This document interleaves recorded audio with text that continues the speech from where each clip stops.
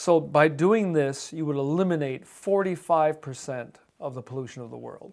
So this becomes the first prototype experiment to create a city that does no harm to the environment, has virtually zero footprint, and yet addresses the serious issues of the planet through its developed model. Whenever I design a building, I always ask, what would nature do if it were asked to come up with the same solution? The result is very startling sometimes. Imagine a city with almost no carbon footprint that creates all its own electricity, that has no sewer system, where nature and infrastructure actually become friends. And this might sound like some crazy Jetsons futuristic type of utopia place, but what if it was being created right now on the other side of the world? Wouldn't we want to look at that? So we're talking with Eugene Tssui, who's one of the most forward-thinking wildman architects in the world, and he's been hired to design and create an entire city 3/4 the size of Manhattan that is exactly that, the most sustainable city in the world. Let's check it out. So right now I'm working with a team in the Guizhou province of China. We call it the Yao Township, and also one of the poorest areas of China. There's about 36,000 of them right now, and eventually the city could grow to the size of 17, 18 million. I studied with this group, including anthropologists, scientists. We went there and we asked questions, and we just looked at what they did. The men hunt and make wine. It's a matriarchal society, so the women create the system, this social system. And there's much to learn. In fact, I think that our society would benefit a great deal by learning and what they've developed through centuries of practice. So the city design is meant to be ecologically highly efficient. The first part of the city that I'm designing is a rain catch system, so that when it rains, all the rain goes to a central lake in the city. And that lake feeds animals and feeds the people. And there's a constructed wetlands system of water hyacinths and mugwort and different kinds of water cleaning plants.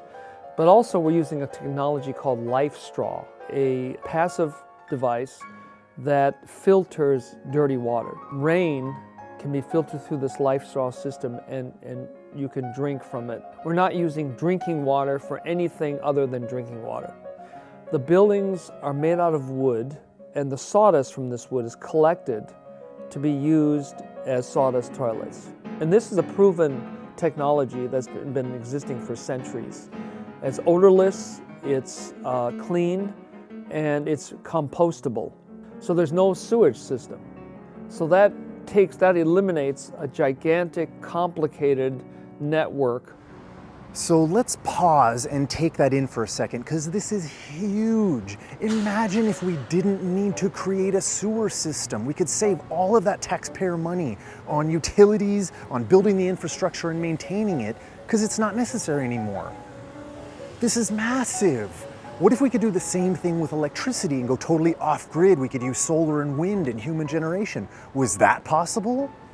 All electricity is either human-generated or windmill-generated. There's a tower that's about 300 meters high. It's built like a DNA molecule. The turbines are up here. They're all in the bird section, and they operate at any angle, and they have their own structural open space frame system. So as wind passes through, no matter what direction, the beauty of this is it doesn't matter what direction the wind, it can be up, down, side, across, it doesn't matter. These will rotate. And they rotate slowly so birds don't get crushed or injured, and they're completely silent. They're being used right now in the city of Chicago. It produces about 100,000 watts of energy. As rain falls down, it passes through these different sculptures, which are also rooted symbolic aspects of the culture. The spider has become a central symbol of the Yao people. They often hid in caves, deep caves, and the caves had large spiders. And so the rival villagers would hunt for them, but they'd see these giant spiders and they were scared to death, so they never went very deep in the caves. And that saved their lives. And so they began to see that the spiders are their friends. And so I wanted to find some way to utilize that symbology, that story, into an actual physical building that had meaning to them. And when I thought about it, well, the spider's legs are great structures for rising the building up. The building is actually 33.5 feet above the ground.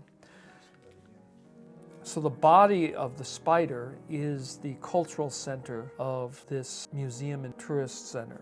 So the whole idea is tourist-based. It's an educational, social tourism model. And that is, people from all over the world go and stay with these people. I've designed these buildings that are they're like inclined cones, and they have 5 stories. So visitors stay with these people. They learn how to cook like they cook. They live like they live, and use very little technology. So it's a kind of return to the fundamentals of living with nature, and they're all interconnected. So you can get to your faraway neighbor just taking the bridgeway there without having to go on the rocks and climb through forests. And yeah, and the foundations are only at the periphery. Everything else is just tamped dirt because it's above ground. So you're not suffocating the earth as we do in a normal city. Air is drawn up through these vents. There's a central open well and a series of side vents that go up this way. So this creates a kind of suction effect up through into these 2 horn-like funnels. And so there's this air catch system that accelerates all the air that's drawn inside. Yes, air conditioning with no electricity. Heating, ventilation, and air conditioning create 45% of the world's toxic pollution. So by doing this, you would eliminate 45% of the pollution of the world. This becomes the first prototype experiment to create a city that does no harm to the environment, has virtually 0 footprint, and yet addresses the serious issues of the planet through its developed model. We always need to search for new answers, search for the new, and never assume that what exists now is the only possibility. We cannot fix the problems we're facing globally right now with the same ideas that got us here. We got to change things up and look at them from a different perspective. If you want more of The Upside, please let us know what you think in the comments below, share this video, and subscribe to our YouTube channel.